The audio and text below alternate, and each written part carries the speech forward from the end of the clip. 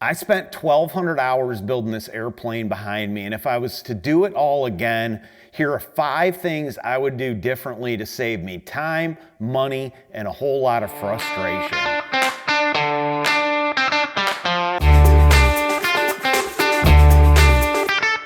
I'm Jeremy Drobeck, mortgage master and airplane builder, but this is what I love. Let's get you home. The first thing I want to talk about is the ordering time frame. Looking back on the build, when I went into it, I really didn't know how long it was going to take to build it, and you can pay for and order things in stages, which is what I attempted to do. But I was gung-ho to get it done, and I was spending about 30 hours a week on the build. And looking back, of course, hindsight's always 20/20. I should have ordered pretty much everything right from the get-go. There was points during the build where I had to shift gears on what I was working on because I didn't have a specific part. I got blasted with the tariffs on the engine because I didn't order it soon enough. Fabric ordering process through Oratex took freaking forever. I just didn't know any of that, and I did not plan that out as well as I could. With that said, I still got it done in 10 months. I wasn't that delayed. It just took a lot more brain power, like shifting gears and moving on to a different step while I was waiting for a part to come in on a previous step. Aircraft Spruce, when you're building a plane, I think kind of becomes your best friend. Just all sorts of miscellaneous things I ordered. Well, the problem with Aircraft Spruce is every time you order, there's a minimum shipping of at least $5. And so I'd be in the garage, I'd need something, I'd pull out my phone, right, and I'd order that part. It'd be $2 worth of rivets, but I'd have to pay $5 for shipping to get them. And what I should have done looking back on it, waited, and just put stuff in the cart and then hit order once a week and had a little more patience. Aircraft Spruce was showing up at my doorstep every single day. The other thing I didn't figure out with those guys is they do offer a military discount, and I didn't figure that out till the end of the build, but I could have saved a few bucks. Next up, and this goes back to timing, is the FAA side of things. And I had left plenty of time, had everything gone smoothly with the FAA. I left plenty of time when I started that paperwork process. However, they said, hey, we're going to review it in this many days, and then that day rolled around and nothing, and another week went by and I'd reach out, nothing, and it was a lot of round and round with the FAA. It took a lot longer. They are not efficient. At one point they came back saying, well, we need to dot this I over here, and I had to send them something else and then wait another month. They are not up and up with the times. FAA, if you're watching this, it's 2025. You're probably watching this in at least 2026. There's a thing called the internet. It works really good for uploading documents and submitting paperwork. It's a lot better than the mail. You guys should check out implementing in that process because it would make it much smoother for builders out there. But the FAA paperwork in total took a good 90 days, and then I was, able to get my DAR out to do the inspection. Plan accordingly, plan on at least a 3-month process with the FAA so you don't get delayed. All right, our item number 3, don't overthink it. And what I mean by that is, it took me 1,200 hours to build the plane. I'll bet you I spent another 2,000 plus hours researching how to build the plane. That's reading the Team Kitfox forum, watching YouTube videos of others that have come before me, talking to people at Kitfox, talking to other builders. The R&D side of the build took way longer than actually pulling every rivet. My free time when I wasn't building and for the year I was waiting for the plane to show up was dedicated to research and learning how to do it and the how-to. There's 3 main YouTubers out there with Kitfox builds. Their 30,000 views you see on there are all from me. The research and development, I think at one point, you get to the point where you just got to go for it. Don't overthink it. Just follow the manual and get to it. Another item that I would have done something differently with is the wiring side of it. Thankfully, for one, I put Oratex on the plane, and with the Oratex, I was able to leave the back piece off and still get to a lot of stuff. Okay, let's pause right there and check out this clip. This is some never before seen footage, and I want you to know how serious I am about the benefit to being able to leave that top piece off on the Oratex. It saved my butt. Look at all these wires.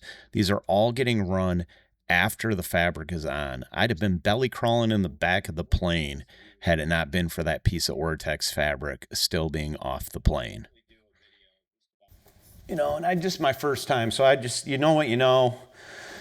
The downside to Advanced is they don't have a full-on like feel for Kitfox. So I've been getting this installed. The Kitfox panel is coming with all the wires like pre-cut. You got connectors for the most part on both ends of the wire. And with Advanced, you've got, you know, you can see here, like you got those pin brackets, ports are all there and hooked up to the harnesses. But then you run the harnesses back, but they don't know what length Kitfox needs. So they make them too long, and then you gotta get them routed and then put all the pin connectors on, which sounds really easy, but it is super time consuming. So like for example, right here, this is my roll servo. So I ran the wiring harness down here, and then had to put this connector on, had to put this connector onto the servo. This is the coil for the lights. So this will go down my wing, basically. But you can see there's no, it's just raw wire on the end. So I'll have to run the wire down, make all the connections. Like that stuff takes time because there's just so many of them. Look at this mess of wires down here, right? Mess of wires. All the antenna cables have to be run and cut to length and the connections made. So you got to put like this connector on.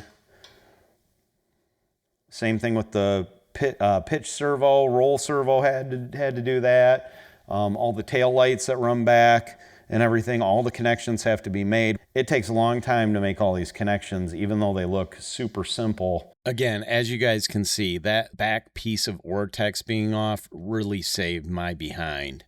It takes a long time to make all these connections and plan it out. I thought when I started covering with fabric, I was most of the way done with all of the wiring, and then come to find out had many more wires to run and things to do. My advice, or looking back on the build, what would I have done differently with the wiring? I would have done more wiring before fabric. I would have put all the wires on that I thought I needed, and then I would have gone back through and checked it all again, and then checked it all again, because every time you turn around, there's another wire that needs run, and it's a hell of a lot easier to get to those wires pre-fabric. All right, the last thing I would have done different if I was doing this again, the while I'm at it trap.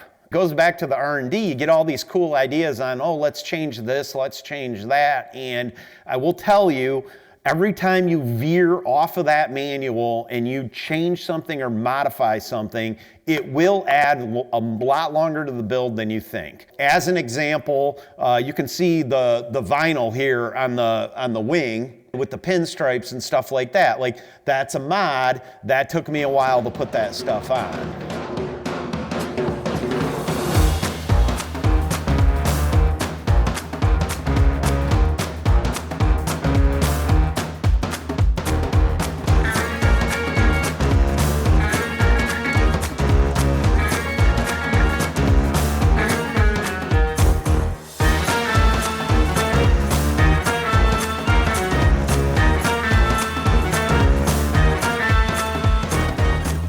Another example would be the lights I have. I call them camping lights, load lights, whatever you want to call them, but there's lights in the wing. This switch, those amber lights. Master switch doesn't need to be on. We got 2 on each wing. It's 4 little lights. It shouldn't be that big of a deal, but it added probably 10 hours to the build, more wire, more time. I don't regret putting those on, don't get me wrong, but know that every modification you make where you veer off the plans will add a lot of time to your build. All right, well, that wraps it up. If you're out there building the plane or looking at building the Kitfox, hopefully this helps you out. Check out my other YouTube videos and my series on the Kitfox build. And as just a reminder, I'm a mortgage master. I'm not an airplane builder. So take this advice for what it's worth, free.